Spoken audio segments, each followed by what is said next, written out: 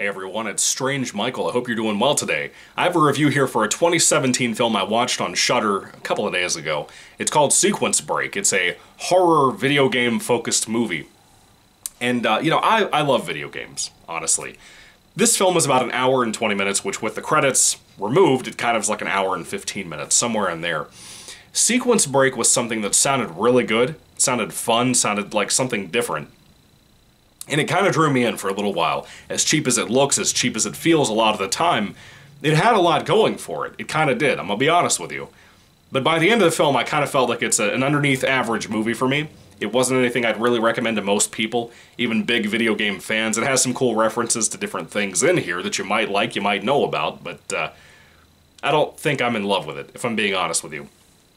This is about a young man who works as kind of an arcade technician, repairman, whatever, engineer, I don't know what you would call the guy, on an arcade company. Like, there's him and then there's the owner, and that's pretty much it for the arcade company. And he repairs things, he's very good at his job, and he gets news from his owner that this place is about to shut down. And they can't make their bills, arcades are kind of dying out, and it's kind of true too, man. The arcades with the big cabinets and stuff have gone away a long time ago, like in the 90s, early 2000s, somewhere in there. In my particular place in Virginia, the only place you can find something similar to an arcade is pretty much at the movie theaters. You'll have the big cabinets of like driving games, or maybe like a CiCi's Pizza, you know? That's really it. Other than that, you really don't have many arcade cabinet type of things floating around. You might be able to go to like a GameStop and play a PS3 on a TV or something. I don't know. What's the new system? PS5? I don't. Who cares?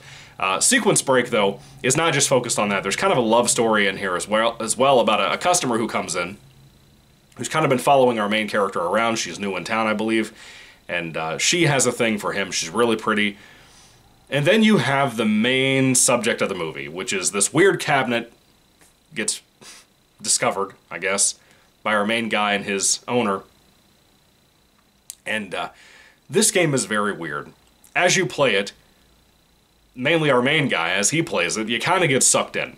He kind of gets sucked in a weird way. It's a very sexual movie, if you will. And when I say that, I say it to mean this. The arcade cabinet seems to be kind of leeching off of him in a very succubus type of way, if you will. But it's also kind of a Cronenberg type of movie. It feels very Cronenberg at certain points. No matter how low the budget was, it feels and looks a lot lower budget than a lot of Shudder productions I've seen. But the actual element of all this sexual shit in here involving this cabinet is really weird. You might not be prepared for what you're going to see in this movie. I got really grossed out watching it. It really put me off from wanting to finish it. But of course I'm going to because I love movies.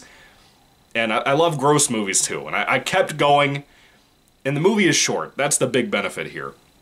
The effects that are used for this very nasty sexual shit are pretty much always practical effects, and I have to commend the movie for that. There's not really much of any kind of CGI from what I remember seeing in here. Pretty much everything was practical effects. Doesn't mean it's all good looking, but for what they did, it looked pretty cool. I'm not gonna lie, it looks pretty decent most of the time.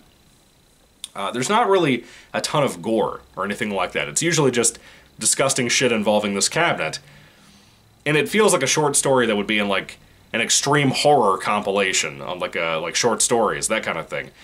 It was really gross, and it's weird, and if you're not into that kind of thing, it's not going to be for you, and I don't really recommend it to most people who even like just video games. It's just a very weird horror flick with kind of a lower budget. Like I said, it looks cheap a lot of the time. The acting, I think, is pretty decent from everybody that was in this. Nothing super compelling, not that it was written that way or anything, but I think all the performances here are pretty fine for the most part. I did not love this film. I don't know if I liked this movie. It had some decent moments to it that I enjoyed.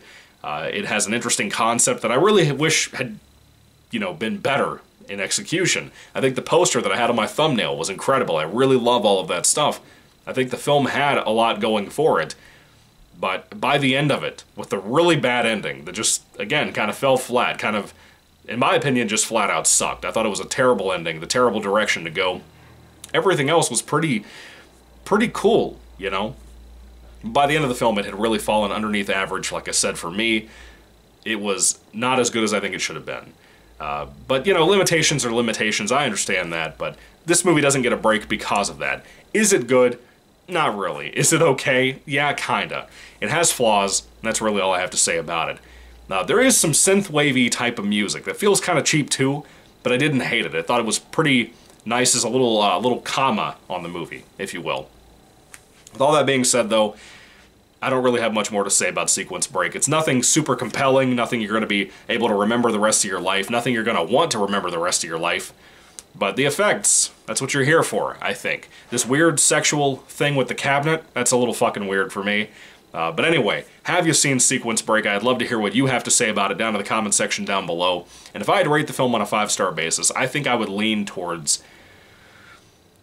probably a 2 out of 5 stars. I can't give this a 3. I can't. I don't think it lands right there. I'd give it a 2 out of 5, though. It's kind of a more positive 2 out of 5. 2 out of 5 is usually like, your movie is bad, but I have things about it that I like, that I want to commend it for. This is more of like a 2 out of 5 for me, that it's a, I wouldn't say a watchable film, but you're intrigued enough to want to keep going, but it's also like, what the fuck? Every single scene that I'm watching, I'm like, what the fuck is happening here? But anyway, that's pretty much all of my thoughts on Sequence Break. Again, let me know your thoughts and comments down below. Thank you guys for watching. God bless you all, and goodbye.